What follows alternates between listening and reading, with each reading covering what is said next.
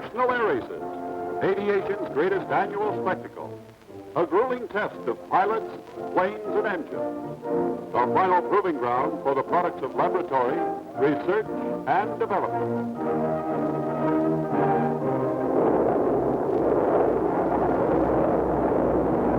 In Cleveland, Ohio, at the National Air Races, breathless crowds watch this three-day contest of pilots and planes. Here, thousands of people, including an enthusiastic audience of Kendall men, who, dressed in fire red caps and neckties blazoned with a Kendall dealer sign of quality, wait for the finish of the Bendix Trophy Race, a dash across the continent which annually opens this great show. More anxiously awaiting finish than many others is 17-year-old Tanita Mance, whose father, Paul Mance of Hollywood, is trying to win this trophy for the third time. And here he is, Paul Mance, the three-time winner. 4 hours, 33 minutes, 48 and 7/10 of a second. Tanita welcomes him at a long, rough trip flying his North American P-51 Mustang at an average speed of 447.98 miles per hour. Lyndon B. Carney won second place at an average speed of 446.11 miles per hour. And third place, less than 2 minutes behind the winner, was won by the famous Jacqueline Cochran at an average speed of 445.85 miles per hour. One of the greatest obstacles to these high speeds, in fact, one of the greatest opponents of smooth, dependable performance in any engine, is friction. But the winner for these pilots over this obstacle is a performance-proven oil. All 5 ships that finished this terrific race across the country, including Paul Mance, used Kendall, the 2,000-mile oil. Precision stuffing, a beautiful performance by Lieutenants Fenton and Fitzgerald of the Air Force Reserve. They are now on active duty. Wow, very active duty. Here is the Tinnerman Trophy Race, 105 miles around a closed course for planes of less than 2,850 cubic inches cylinder displacement. In addition to the $7,500 total purse, a special prize of $500 for the fastest lap makes the boys battle at every turn. Watch them come over the field and swing around the pylon, fighting for every inch.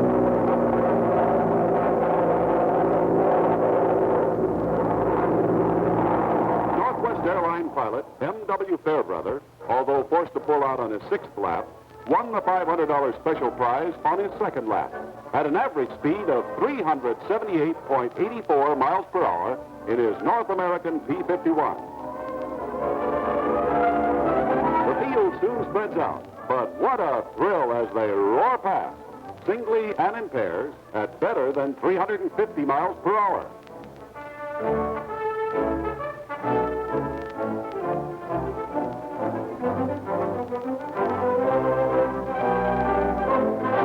At this speed, the miles soon roar behind. When the last lap was over, Bruce Raymond won a photo finish in his famed Galloping Goat. With Bob Euchre a few yards behind in his King Cobra. And here is Bruce receiving his hard-won trophy. The next day brought this Ohio handicap race. In this race, pilots were not allowed to exceed their qualifying speed, which determined their handicaps and starting sequences. The slowest planes took off first, with the other entrants following at the proper time interval. The first to cross the finish line to be declared the winner. By planning this event exclusively for the famous P-63 King Cobras, P-51 Mustangs, and P-38 Lightnings, the sponsors of this race gave the spectators a first-hand opportunity to compare the flying characteristics of these planes. Split-second control and absolute confidence with an expert knowledge of timing were required all the way. There's no dust on the pylons after these boys finish a turn.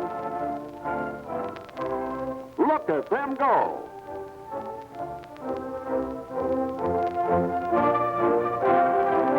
Charles Bing won the $500 fastest lap prize on his 3rd lap at 395.54 miles per hour.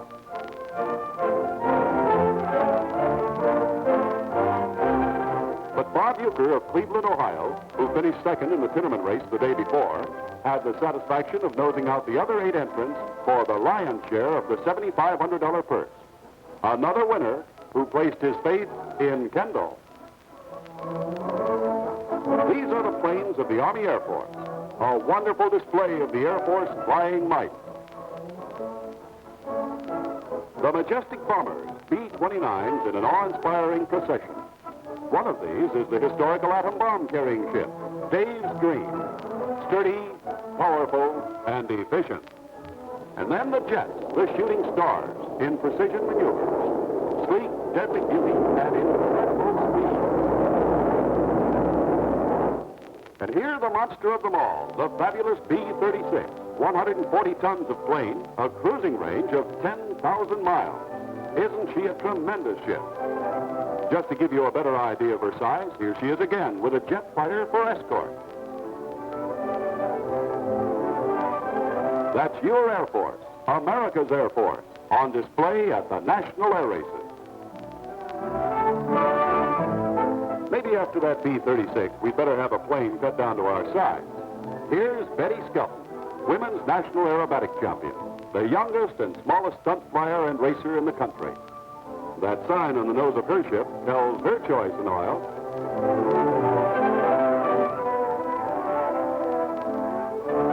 These are great days for the private flyers, as designers seek improvements in small planes.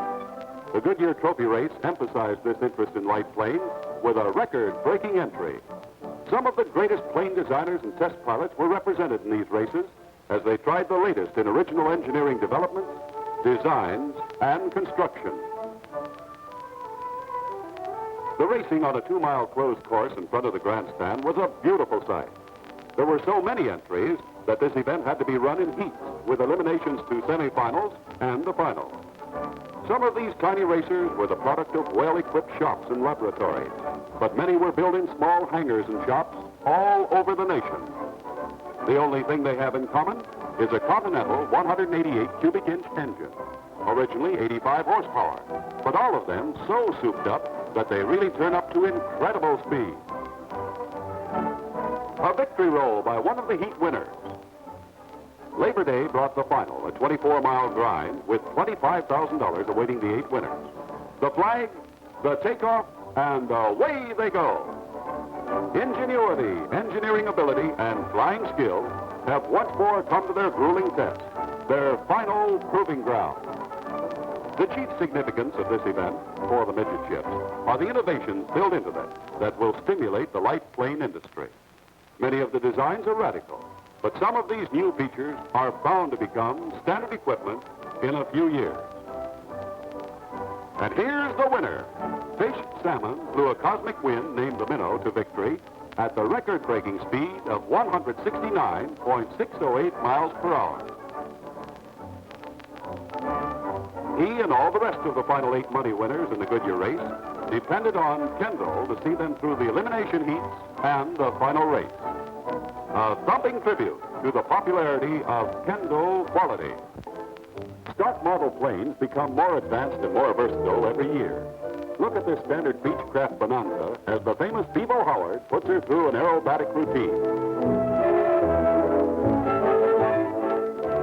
This is a standard plane flown to the air races with passengers as part of its regular use by its owner. But you can bet he didn't fly it like this. Watch this slow roll.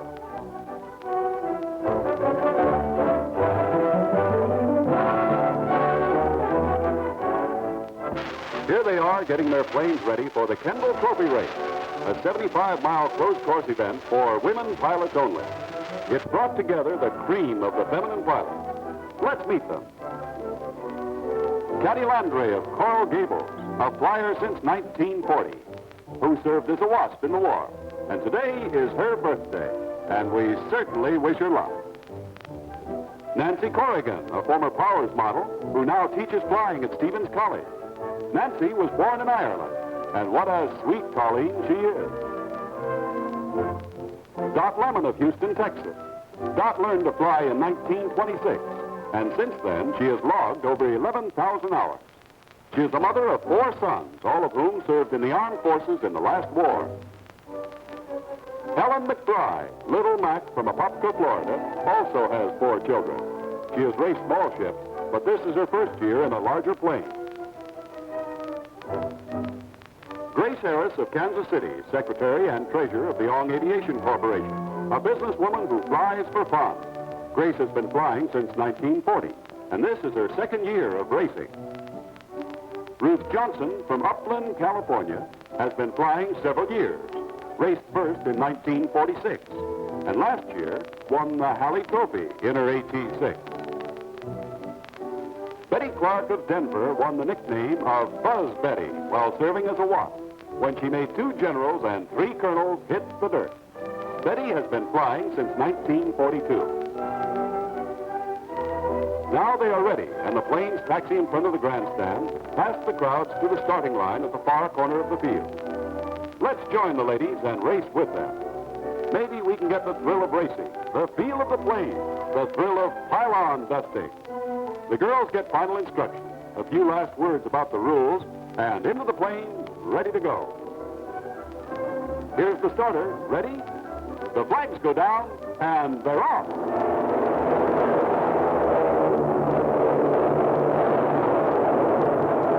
It's 5 laps on the 15-mile course. Here's the first pylon. Now, open her up wide for the straightaway dash to the next turn. Hug the pylons as close as you can, and stay near the ground. Here they come close to the grandstand. Grace Harris has opened quite a lead over some of the finest girl pilots in the country. Let's take a turn with one of the girls. We sweep around, and the rest thunder along behind. Here's Grace Harris in front of the grandstand again. She's still in the lead. Can she hold it? Let's make a turn with her. Around we go. She is holding her lead. But look at this fight for 2nd place. Caddy Landry and Doc Lemon boiling into the last lap. Look at those girls burn up the course.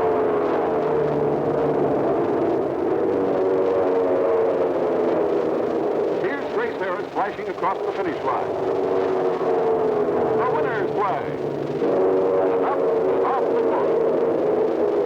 Now that battle for 2nd place. Watch those girls come in. Caddy Landry is 2nd. And Doc Lemon third by 4/10 of a second. Betty Clark of Denver took 4th. And Nancy Corrigan came in 5th. Here's our winner, Grace Harris. She pushed her AT-6 to an all-time and close-course speed record for that type of plane, 234.96 miles per hour.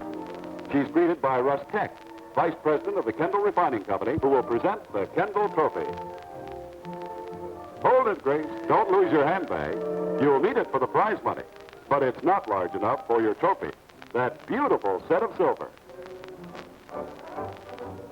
The Kendall men give the new champion a warm welcome. What's this? The Marines have landed, and the Navy is here. Only nobody's landed. It's the Fleet Air Arm in the air. The giant Carolina Mars. Jets. Bearcat. Helldiver. And the famous Blue Angels Precision Combat Team. These are the flyers and the ships that knock the Zeros out of the sky above the Pacific. And many of these pilots are weekend flyers now. Part-time flyers in the Naval Reserve, performing maneuvers such as these to maintain their skill and flying ability. Steeped in the traditions of the National Air Races is the world-famous Thompson Trophy race, open to the 10 fastest qualifying planes. The Thompson is a test of speed and endurance. 300 miles around a quadrangular 15-mile course. And there they go. That's Chuck Brown in the B-39 Air Cobra. Shot out to lead 10 of the world's fastest piston engine planes. all of them stripped-down Army and Navy fighters, to climax the Labor Day program of the races.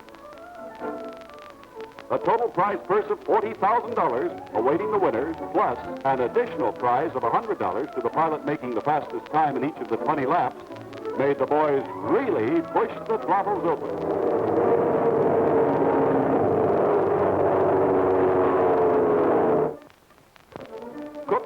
Two Corsairs, hot after Chuck Brown for a few laps, were forced to pull out when their air scoops tore loose. The rest thunder on, Brown still setting a blistering 400-mile-an-hour pace. Euchre's water cooler broke, forcing him out. The others roar on, but one by one they had to pull out. Until, what's this? Brown out too? Yes, fuel pressure failure in his 19th lap brought him down with victory almost in his grasp.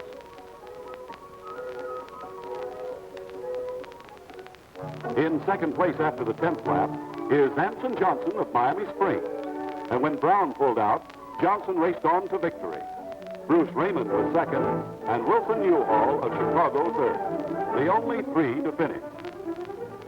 Here is Anson Johnson receiving the coveted Thompson Trophy from F.C. Crawford, president of the National Air Races. Say, look, here it is, the fastest ship of all.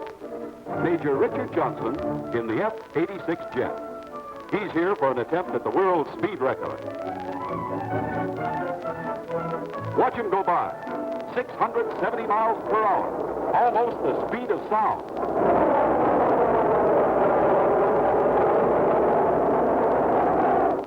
The records were not official, as only 3 of the necessary 4 passes were recorded. Major Johnson, owing to lack of visibility, flew out of the camera range on his 3rd pass. But he did set a new record in this same place a few days later. To the victors went the laurel. And to Kendall comes a tremendous tribute, unique and remarkable. Not a single engine failure due to lubrication. The pilots, Pylon dusters all, used the same Kendall, the 2,000-mile oil, available to motorists at all independent Kendall dealers. Proven performance for your car or plane. Every winner in every race used Kendall, the 2,000-mile oil.